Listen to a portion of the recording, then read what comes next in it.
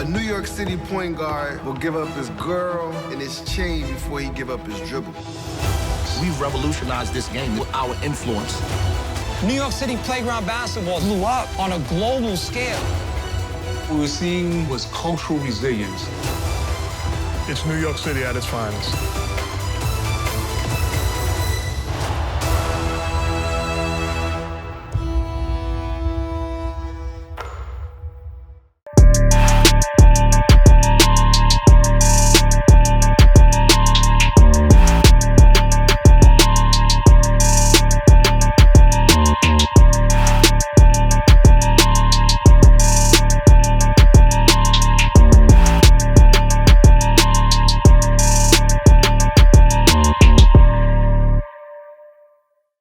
Welcome back, All the Smoke and Legends Summer League Takeover out here in the beautiful Legends Suite at the Wynn.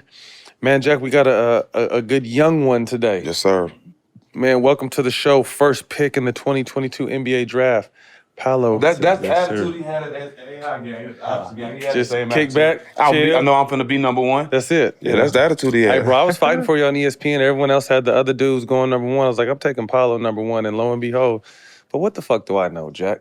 Not too much. Man, you just did this shit your whole life, that's all. How's it been? This is your first real mix. I mean, obviously going number one. It's been about 2.5 weeks since the draft. What's Summer League been like on and off the court for you? Yeah, on the court, it's really just been a lot of learning. You know, Coach Mosley, Coach Jesse, the head coach of the Summer League team, you know, they just been getting me accustomed to just how it's going to be with the NBA, just the way the game is different. But it's been fun. You know, I'm learning a lot. Just getting a taste of how the game's played and just the environment and just how it goes has been fun. Well, I mean, what about off the court? Number one pick in the draft. I mean, I know your cell phone's probably blown up. You might have changed the number already. Like, how's that been going? Nah, it's been crazy. You know, just walking around the lobby, you can't even walk through there without getting a picture or nothing. So I'm getting used to that. But I mean, you see everybody down there though. Right. You see everybody, so it's just like, you know, wow, everybody come together in Vegas and I'm seeing everybody in the lobby. Have you bumped into anyone that had you kind of saying, wow, whether it be former, current players in the league, movie stars, whatever the situation be, anyone that made you say like, oh shit? Nah. Okay, yeah, I like that. You're not fazed by that, Jack. You're not fazed by that. Yeah, no starstruck, but definitely you be like, oh, are you peep who's there? And just, you know, yeah. That's what's up. Yeah. Last few months, just talk about that, how crazy it's been. Workouts, getting ready for the draft, and the draft happened. Now you're in Summer League. Like, it's been a lot.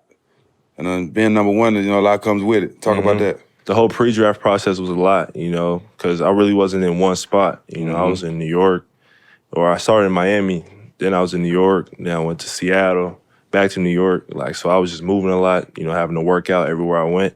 Leading up to the draft, it just got crazier, you know. The closer it got crazier, you know, because at first, the impression was that I was going, you know, 2 or 3, you know, most likely 3. So that's what I was thinking. But as the draft got closer, you know, as things started to change, so it all kind of just hit me at once. But I'm blessed with how everything worked out. Did you keep working out? Because I was wondering, like, obviously how many teams did you work out for? 2 or 3? 2. Yeah, so I wonder how your name, because like I said, I was reporting on it daily. You went from, like, for most people saying, oh, yeah, he's, you know, 2 or 3, probably 3, to how did it climb up in those last days before the draft? You wasn't even really working out, right? Was it maybe the interviews or anything else that was going on, or? Yeah, I mean, I don't really know. Right. Maybe they started watching the film and just realized you're snapped out him? of it. Yeah. He said snapped out of it. Facts. That's kind of how it happened, and you know, I was just happy it worked out that way. I mean, it was crazy. That's what's up. Year one, we all experienced this rookie year, but we wasn't number one draft picks. What's your expectations?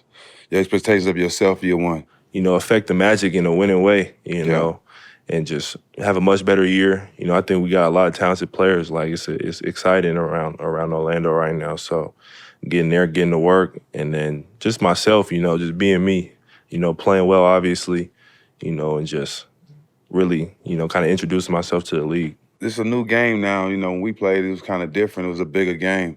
Game is smaller now. You see yourself a full-time 4 or 3, 4, 5, or what? Hybrid. Yeah, I was just, kind of like you bigger than me, and I played, 3, 4, 5. I guarded center too. Yeah. So I definitely not gonna get away from, you know, being inside. Like, that's, you know, that's where the bread and butter is at. So I'm not trying to just be strictly on the perimeter all the time. Like, but I can definitely, operate from out there. So just like you said, being a hybrid, throwing me, trying to put me anywhere on the floor. Who you look forward to dunking on, giving a 30 ball to? No one specific. Everybody got to get it. But just watching the NBA for as long as I have, I'm just ready to, there's a lot of good forwards specifically.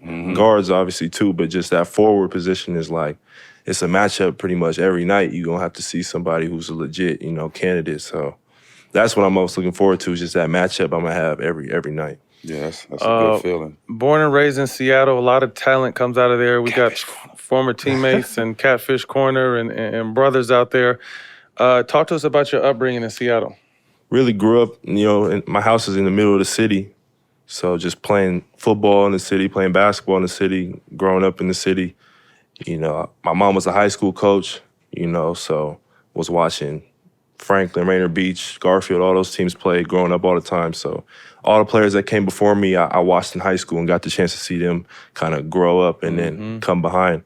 So, I definitely had a good example, to look at, just with all the guys I saw. And I just kept working. I was a good football player, love football. What position you playing football? Quarterback. Okay. Oh, that's right. Big fella. Do you think that helped kind of shape your toughness on the basketball court? Yeah, definitely.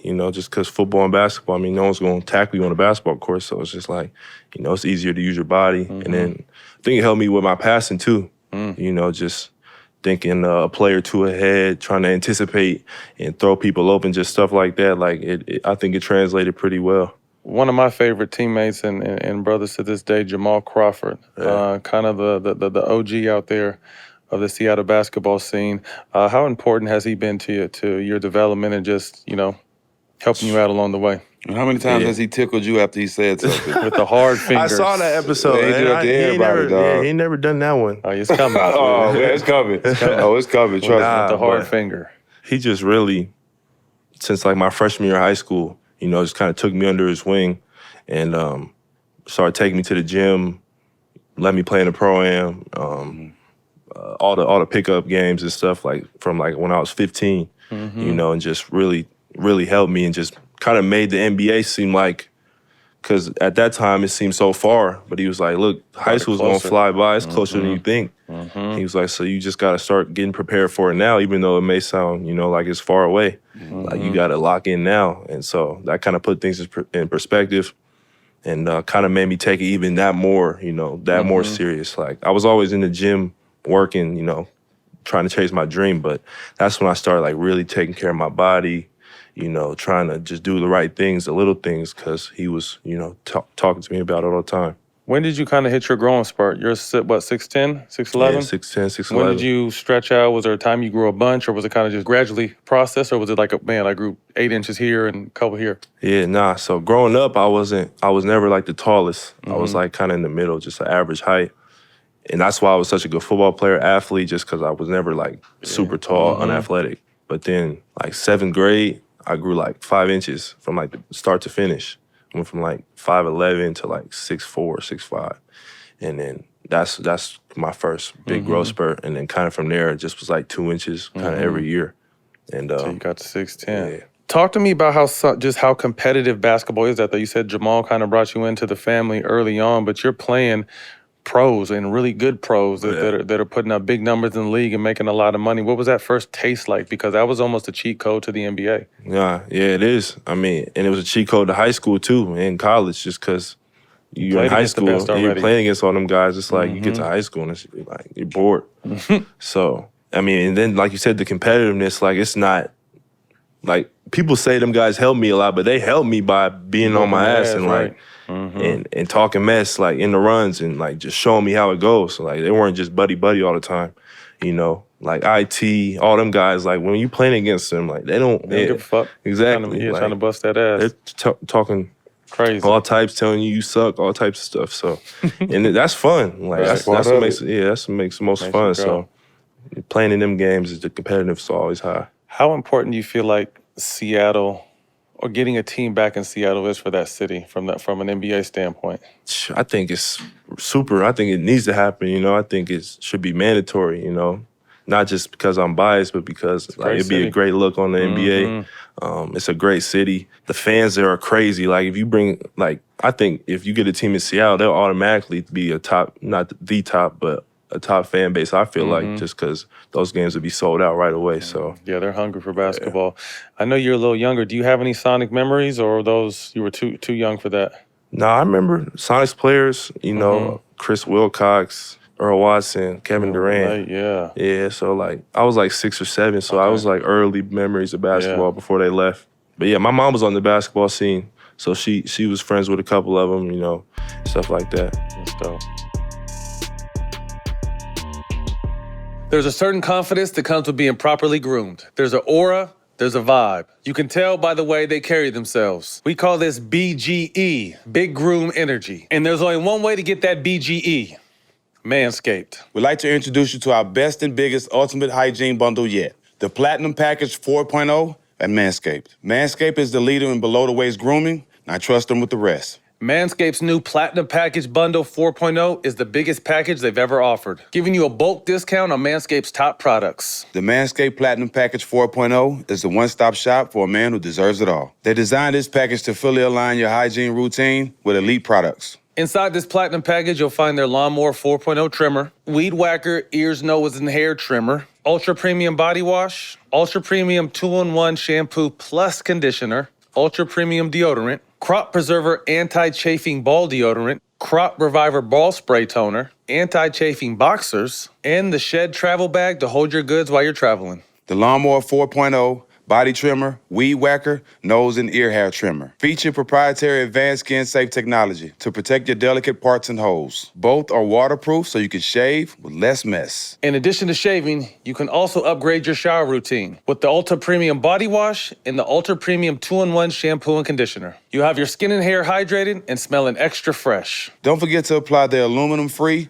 Ultra Premium Deodorant for that cologne quality scent on the go. But it's not just your pits that stink. It's your balls too, fam. Thankfully, their Crop Preserver Ball Deodorant and Crop Reviver Ball Toner can solve that problem for you. Once they touch your sack, bro, you'll never go back. Manscaped just added 2 free gifts to their Platinum Package 4.0. The Manscaped Boxers and the Shed Travel Bag. Bring your own comfort in boxers to another level. The Platinum Package 4.0 covers all areas, from trimming to showering to living the gym smelling nice. This is the best bang for your buck. Get 20% off plus free shipping with code SMOKE at manscaped.com. That's 20% off and free shipping at manscaped.com. Use the code SMOKE. Unlock your big groomed energy with Manscaped. Remember, fellas, when you trim the hedges, the tree stands taller. What was your recruitment process like going to Duke? What was my recruitment process like, or in terms of Duke, or just in general? In general. Yeah, in general. Yeah, so like my first 2 years of high school, everyone thought I was just going to Washington, really. You know, both my parents went there. My mom was a basketball player, so I really wasn't getting recruited really anywhere outside of the West Coast. And then going into my junior year, that's when college coaches could start reaching out. Mike Miller actually was the first coach when he was at Memphis. They were the first school outside of the Pac-12 to offer me a scholarship. Like 2 months after that, like June, is when I started hearing from everybody. That's when I started really playing well in the camps and all the live periods. It was hooping. What's the best advice Coach K gave you? Yeah, the one I say all the time is, especially me, he told me like exit meetings, like before I left, was that you gotta be sharp everywhere you go. You gotta have a strong face, strong body language everywhere you go. Especially, and then on the court, that translates on and off the court. You know, on the court, you don't want to show weakness. You don't want to, give your opponent any edge. So you want to keep a straight face and just look strong all the time. And then off the court, when you walk in a room or when you in public, you always want to look presentable. You always want to be on point, because when you walk in the room, everybody's going to look at you, so that's the best advice. Knowing it was Coach K last year, how much pressure was on y'all to bring a championship home? It was definitely a lot of pressure, but I think we handled it well, as well as we could. And our goal, we had pressure, kind of our own expectations as well, Coach would tell us all the time, like, don't do this for me, do it for you guys, do it for y'all. So that was just our mentality. That's bullshit, though. This your last year, Coach. That's why I don't want to hear that. This your last year. I mean, we definitely, that was part of our thing. Like, we wanted to do it for Coach as well. So that was our mindset, but you know, he definitely always told us to keep it about us. Even though sometimes you just couldn't run from it. Right. That's Coach K, you know, he's the greatest of all time. I loved it, though. I enjoyed every part of the season, you know, goods and bads, for sure. It's always some older guys that's around the program or involved with the program. Any of them that you cool with, that you hit off with? Yeah, Grant Hill. G-Money. Yep. Talk to him all the time. Saw him last night, actually. We had like a Duke-type dinner. Saw the Duke alumni that's out here. All the players had a dinner, so that was cool. Tatum. Talked to him a lot. Of course. Zion. And then a bunch of other ones, Quinn Cook. Like, just, it's a lot. Yeah. I met a lot. I met a lot of alumni, and they all, you know, give me their number, you know, let me know that, you know, they're open whenever. So it's a real brotherhood for sure. Number 1 pick. Have you bought anything, houses, cars, anything like that yet? Nah. He had a nice chain with the draft. Yeah. Only thing I really bought is some jewelry. Some jewelry? I seen it, But I haven't bought no Jay. cars, no house, no nothing. Okay. Yeah. You Gotta out get to- some ice, though. That's You mandatory. stayed out in Orlando? You What's found a plan? spot in Orlando? Yes, yeah, in the process of it. Haven't Okay. locked one in, but definitely looking. What are you looking for most with your first season with your new teammates? The number 1 pick in the draft. You know, a lot of eyeballs on you. I've got a chance to watch your first couple summer league games. Really impressed. And what to me wasn't so much about the shot making. It was to me, it's about the ability to take the shots, do what you want with the ball, get to your spots of your size. But what are you expecting to bring to the NBA next season? Just excitement, you know. I think people will enjoy watching me play. And then I think just around our team, around Orlando, like I think we got a chance to be really, really good. You know, may not be right away, but I definitely think there'll be a big improvement, you know, just from last year to this year. You know, I think I fit, you know, right in with that team. You know, the way it's built, you know, we got a lot of bigger players that are dynamic and can do a lot of different things. And so I think I fit right in. And then with Coach Mosley, like he's a great coach, great teacher. And then he just, the way he coaches us, the way he prides himself on defense and playing hard and just playing together, you know, I think we got a good group for sure. With your size and strength, is there anyone you patterned your game after? Yeah, I mean, I kind of have my own just way of playing, but I definitely, I mean, LeBron's my favorite player. And LeBron and Melo growing up, like, I love those two. Those two guys are, like, two of my very favorites. And then, like, right now, Tatum, Anthony Davis, just guys like watching bigger guys who can, you know, do a lot of things. Just watching a lot of them, but then at the same time trying to do how you know, yeah, exactly, be me. So We first met at the AI game. yes, sir. Talk about that experience of being able to play in that game, and also did AI give you any advice that you hold on to? Just playing in that game was bigger than most people may think, just because we didn't get to play in the other All-American games. Yeah. And AI was the only one who did it for us, even though I felt like we could have. You know, I feel like, you know, McDonald's and we could have had a game, but none of them had one except AI. So we all, I mean, that was a good one. Everybody was there. pulled up, yeah. So we was competing, going at it. Yeah, he gave me some advice after I had won that one-on-one competition. He was just like, you know, you got everything. He was like, but just be more efficient, you know, with dribbles, with your moves. He was like, just get to your spots more. Like, you 6'9", 6'10" at the time, so you ain't got to play with it. Just get to your spots and be efficient. And, you know, when he told me that, it's like, you know, he was a 6'1" guard and he's saying that. Doing that, yeah. If he can get to his spots and be efficient and, you know, keep it simple, you know, ain't no reason why I shouldn't, so. What I told everybody I really loved about you is, like, when you got a game like that, very few guys, everybody's the best in the country, but very few guys wanted to stand up and stand out and be the leader. And he took that role, vocal and player-wise, bringing the effort to get everybody going. Like, you took all that. And that's when I knew you was different. Because a lot of times when people go to them games, like, we all here, so I can just play the back and get through the motions. I'm already getting the acknowledgement for being here.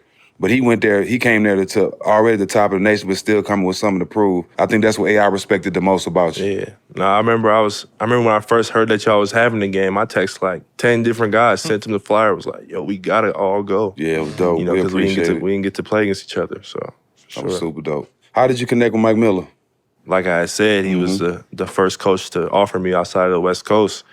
And that's when our relationship started. You know, he got in contact with my dad, parents, you know, was recruiting them, recruiting me, FaceTiming me, just chopping it up, you know, not even, you know, trying to recruit sometimes, just checking in on me.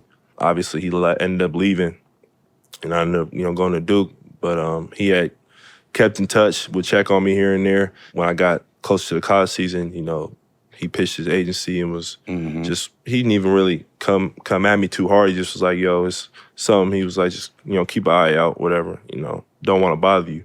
And then just as the season went on, as the process went on, like, he just was presenting me with just different ways, different unique ways he could help me, just with GMs and, just really trying to show them, like, just how good of a player I really am. Like, You just know the really, game. Exactly, just focusing it all, like, just making it about how good I can be, He really was a big help in that. We met with him after the season and it felt like a can't miss, opportunity. So, and it's been great so far. So, solid dude to have in your corner, bro. Yeah, Mike is dope. Yeah. Who is Paolo off the court? What are some of the hobbies and things you like to do when you're not hooping? Definitely around this time, like, if I'm back home, I like to be outside, go in the water, just hang out with my friends, nothing crazy. I mean, going outside now is different than it used to be for me. So, I just be trying to chill. You a gamer? And, yeah. I definitely play video games, 2K, man, Fortnite, all that stuff. Yeah. No COD? Nah, my friends, but I never been tight at the Call of Duty. Never. Yeah. So Jack ain't no good either, but he still plays. I still play. yeah. I see you're starting to get some tattoos. What's your favorite tattoo? I got a new one on the side of my leg that I probably say is my favorite, but I got these probably over a year ago. Yeah, I'm not trying to go too crazy though. I'm not trying to take up all the space before. So next time I see you, gonna be covered, even though you just said that you're gonna be covered? No, it's all methodical. I'm gonna take time on it. Okay. We had a teammate, Monte Ellis. I think it was his second year. Me and Jack were both playing with him, and at the end of the season, we took him to Sacramento, like towards the end of the season, and he got his first tattoo right here. Then he came back next summer with more tattoos and all Whole of us. body covered. I tell Inked. people, it's addicting. Some people get addicted to them. I love it. Half Italian, like I'm Italian and black as well. Expressed possible interest in international competition. Is that something you'd be interested in at some point? Yeah, for sure. The Italian team reached out a while ago. I was like 16 when they first reached out to my dad. So, that's a relationship that I've built over time. And I haven't been out there yet, but I'm looking forward to it. So, yeah. But what about when, if their national team asks you to come, but then the USA team needs you, what you gonna do? Yeah, I mean, we decide then. When the time comes. You attended the Grand Prix in Miami, and people thought you were Patrick Mahomes in one interview. That was so weak. That was so weak. Mistaken for him before? Never Patrick Mahomes, no. That was the one-time thing. That was a one-time. But now I can't. Now it's Patrick Mahomes every time I walk somewhere. Can't live it down. Yeah. Except you 6 inches taller. Man, quick hitters. We don't want to keep you here too long. Stuck on an island, 3 movies or shows you can binge watch. There's definitely Stranger Things in there. Probably rewatch Power, and then maybe Snowfall. Yes, indeed. Snowfall's a good one. Yeah. Goddamn right. You better say that. Snowfall is the shit. One album you can listen to on repeat with no skips. Probably Future DS2. Dirty Sprite 2. That was Goddamn right. one of his best. You plus 4 other players going to the blacktop. Who you bringing with you? Just whoever. 4. 4 right now. Definitely bringing Jamal with me. You got to bring Yeah. Showtime. I mean, it might just be all Seattle guys. That's what Why the not? question was, but Yeah. he didn't give it to you that way. Yeah. But make it all Seattle if you want. Yeah, all I knew you Seattle was gonna do guys. that I mean, anyway. That's what they all do. I'm gonna bring Jamal did the Jamal same for thing. sure, DeJounte and Zach, and then I'm gonna bring my boy Jaden McDaniels. Solid. I talked to Deontay the other day. If you can relive any game in NBA history and sit at it courtside, what game would it be? It have to be one of Michael Jordan's games in the finals. Oh no, it might be Cavs versus Warriors, Game 7, 2016. That was a good one. Yeah, that was a great game. First thing you do in the morning, last thing you do at night. First thing I do in the morning, stretch. Dig. Yeah. And last thing I do at night, probably fall asleep to TV. Watch TV. Yeah. Till the TV start watching you. Exactly. Back. Last question. If you could see one guest on the show, who would it be? But you have to help us get your answer on the show. Man, I'll say Mike Miller. Miggity Mike would be Mikey. Mike would be good. I'll get Mike be on good. here. That's Yeah, my get guy. Mike Yeah, on here. tell Mike to pull up, man. Yeah. Well, man, best of luck this season. Really looking forward to seeing what you get to do, man. Big fan of your game. I remember Spencer Hodge, you started telling me about you in like the 10th grade. It's like, man, we got this kid out here. He's big. He could do it all, man. You're going to see. He's going to be killer. And then lo and behold, bro, you end up the #1 pick, man. So congratulations on everything. I appreciate it. Best of luck. You got 2 fans here, man. That's a wrap. Can't let you leave empty-handed, little bro. Yeah, we got some All the Smoking Legends collab here. Fresh gear. That box is heavier than some of the others. They might have gone, yeah, see, this is what you do with the #1 got pick. yeah. The #1 pick is 2. Ain't No one else nobody has got 2. that. Yeah. Ain't That's nobody love. got none of that. They load you That's up. love. I'm here to get that. You feel me? Man, that's Yes, a sir. wrap. All the smoke. NBA Summer League. Catch us on Showtime Basketball YouTube and the iHeart platform Black Effects. We'll see y'all next week. Yes, sir.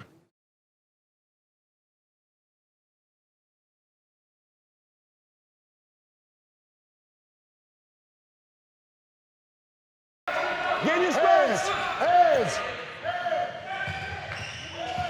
Oh my God!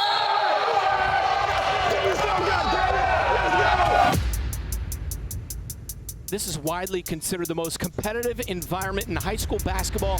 Some of the best talent across America on display. ¿Cómo te digo?